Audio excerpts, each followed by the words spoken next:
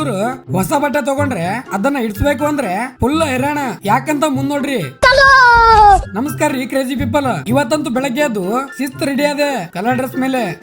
ಅಲ್ಲಿಂದ ಕಾಲೇಜ್ ಬಂದು ಸ್ವಲ್ಪ ಹಂಗೆ ಸಸ್ತಾ ಡ್ರೋನ್ ಶೂಟ್ ತಗೊಂಡೆ. ಉದ್ರಿ ಪೋಸ್ ರೀ.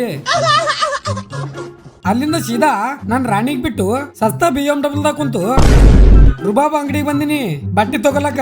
ಆದ್ರೆ ನಂಗೆ ಇಷ್ಟ ಆಗಿದ್ದು ಇವ್ರ ಹತ್ರ ಎಲ್ಲಾ ಖಾಲಿನೇ ಆಗಿದೆ ಅಂತ್ರಿ. ಅದಕ್ಕೆ ಸೀದಾ ಲಾಸ್ಟ್ ನಮ್ ಗಾಂಧಿ ಚೌಕ ಅದಲ್ಲ ಅಲ್ಲಿ ಬಂದೆ.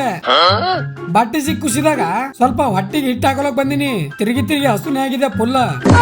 ಆಮೇಲೆ ತಗೊಂಡ್ ಬಟ್ಟೆ ಹಿಡಿಸ್ಲಕಂತ ಹೋದ್ರೆ ಒಂದ್ ಪ್ಯಾಂಟ್ ಹಿಡಿಲಕ 150 ರೂಪಾಯಿ ಅಂತ. ಹಬ್ಬದಾಗ ಶಿಸ್ತು ಬಡಿತಾ ಇದ್ದಾರ ನೋಡ್ರಿ. ಇವತ್ತಂತೂ ಬಿಸಿಲೇ ಇಲ್ಲ, ಆದ್ರೂ ಸಿಕ್ಕಾಪಟ್ಟೆ ತೆಗಿರಿ ಪೂರಕ ಪೂರ. ಅದಕ್ಕೆ ತಂಡ ಕುಡ್ದು ಸ್ವಲ್ಪ ಕೂಲ್ ಮಾಡ್ಕೊಂಡೆ ಎಲ್ಲಾನು. ಮನೆಗೆ ಬಂದು ಫಸ್ಟ್ ತಣ್ಣೀರಿಂದ ಸ್ನಾನ ಮಾಡಿದೆ. ಬ್ಯಾಸಿಗಿದಾಗ 2 ಟೈಮ್ ಸ್ನಾನ ಮಾಡಿದ್ರು ಏನು ತಪ್ಪಿಲ್ಲ ನೋಡ್ರಿ. ಆಮೇಲೆ ಸ್ವಲ್ಪ ರೆಡಿಯಾಗಿ ಹಾಸ್ಟೆಲ್ ಬಂದೆ. ಸ್ಮೈಲ್ ಕಿಂಗ್ಗೆ ತಾಸಿಂದ ರೆಡಿ ಆಗ್ತಾ ಇದ್ದಾನ, ಇನ್ನೂ ಮುಗ್ದೇ ಇಲ್ಲ.